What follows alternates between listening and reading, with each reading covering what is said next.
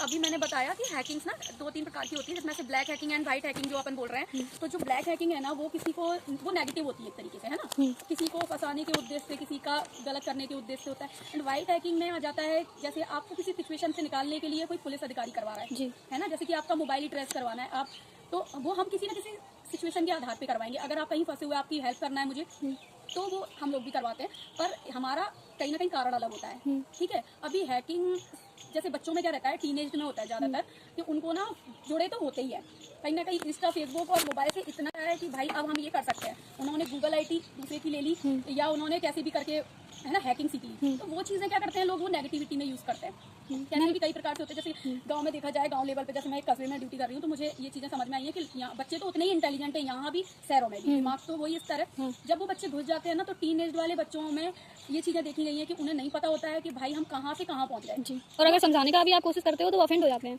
Correct. और वो अपने आप को प्रूव करने लग जाते हैं कि हमने तो ये इसलिए किया था, हमने तो वो क्या रहता है, जैसे किसी मतलब एक सिचुएशन मैं बता रही हूँ कि जैसे एक लड़का और एक लड़की एक कहीं भी पढ़ते हैं साथ में, ट्यूशन पे या क्लास में या कॉलेज में या स्कूल में।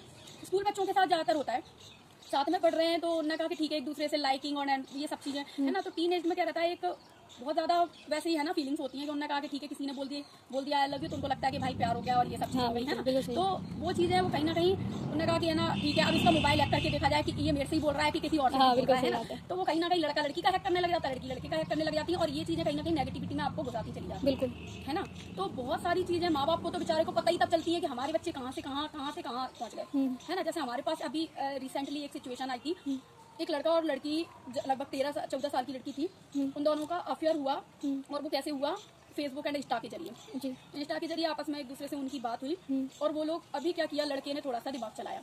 लड़की टोटली ये थी डिपेंड कि भाई ये मेरे से प्यार करता है, ठीक है। लड़के ने क्या किया, लड़के ने उसका फायदा उठाया और लड़के ने फोन को उसको क्या बोला कि मेरे को तेरे को मतलब ऐसे ऐसे ऐसे देखना है, मीन्स उसको न्यूड देखना था। अभी उसने उस पर विश्वास कर लिया और उसने क्या करी, लड़के ने स्क्रीन रिकॉर्डिंग कर ली।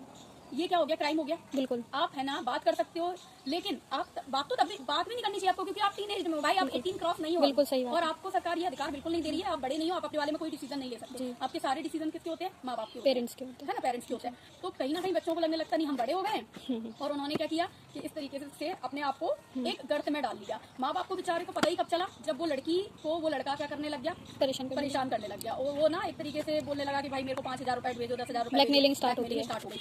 एक तरीके से देखा जाए कि ये कितना बड़ा क्राइम है, ब्लैकमेल वाला क्राइम हो गया ये। बिल्कुल, लेकिन क्योंकि वो लड़का भी नाबालिग था, अब उसके साथ में प्रोसेस अलग हो जाती है, नाबालिग लड़कों के साथ में भी प्रोसेस अलग हो जाती है पुलिस की, ठीक है। तो जो हमारी जो प्रोसेस बनती है, उसी प्रोसेस के अनुसार हमने उस लड़के को लेके आए और सारी चीजें लड़की की फिनिश करवाई, एंड जो भी सजा का प्रावधान रहता है या जो भी रहता है उसको हमने वो सारी चीजें कंप्लीट करी। मेरा कहने का मतलब है कि बेचारे माँ बाप की इसमें कोई गलती नहीं रहती है, लेकिन कहीं ना कहीं बच्चों का जो आधा ज्ञान है, अधूरा ज्ञान है, वो बहुत हानिकारक हो रहा है। बिल्कुल, हैकिंग को और इन चीजों को लेकर, है ना। तो कहीं ना कहीं ये चीज है।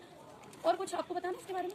मैम एक क्वेश्चन राइज होता है, जैसे ये सब होता है तो मतलब किस तरीके से मतलब सजा वगैरह होती है, किस तरीके से डीलिंग होता है, जैसे किसी का हैकिंग का बच्चे का केस आया, सजा का पुलिस का बिल्कुल भी नहीं रहता है, सजा न्यायालय देती है जी। हम लोगों को सिर्फ और सिर्फ जो भी केस होता है उसको अकॉर्डिंग टू लॉ उसको हमें प्रिपेयर करनी होती है, हमें डायरी प्रिपेयर करनी होती है, और वो जो डायरी होती है हमें न्यायालय में पेश करनी होती है।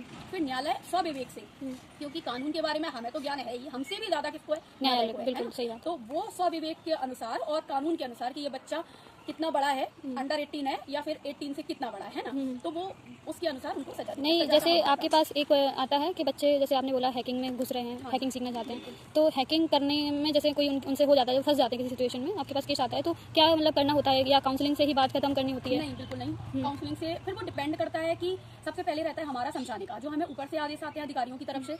हम लोगों को महिला संबंधित स्कूलों में, कॉलेजों में जाना होता है, और मुझे उनको ना बहुत तरीके से नॉलेज देनी होती है, लड़कों को भी और लड़कियों को भी, कि भाई इस सिचुएशन में अपने आप को ना डालें, क्योंकि आप अभी अपने मतलब 18 ईयर्स नहीं हो आप, तो आप अपने बारे में कोई डिसीजन ले नहीं सकते। नहीं, जैसे वो बच्चा आपने बताया, जैसे वो बच्चा नाबालिग था, बच्ची भी नाबालिग, बच्चे ने ये काम किया, आपके पास केस आता है, तो लड़की की तरफ से लड़की प्रताड़ित हुई है, हाँ, उसको समझ भी नहीं है और वो भी नाबालिग है, तो उसके संदर्भ में आपको क्या करना होगा? सबसे पहले लड़के को बुलाएंगे, लड़के को बुलाते हैं, तो लड़के को बुलाने के बाद हम ये देखते हैं कि इसको ब्लैकमेल किया गया है, तो उसके मोबाइल में जरूर लड़की और लड़के के मोबाइल में होगी, वो सारी चीजें डिलीट करानी होती है हमें।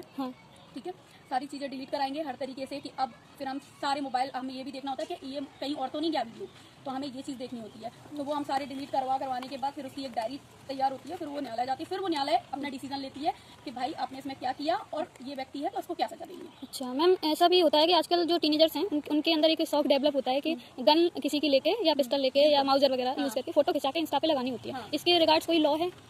लॉ तो देखो हर चीज़ के लिए है, लेकिन क्योंकि वो टीन एज में होते हैं, मतलब बच्चों को तो इतनी नॉलेज ही नहीं ये होती। साइबर क्राइम के अंडर में आता है? बिल्कुल साइबर क्राइम के अंदर होता है ये, लेकिन पता है क्या होता है, एक्चुअली जो रियलिटी होती है वो मैं आपको बताती हूँ। किसी के पापा के पास 315 माउजर है जी। है ना, एक अपन सिचुएशन लेके चल रहे हैं और उसके लाइसेंस भी है, घर में कोई प्रॉब्लम नहीं है।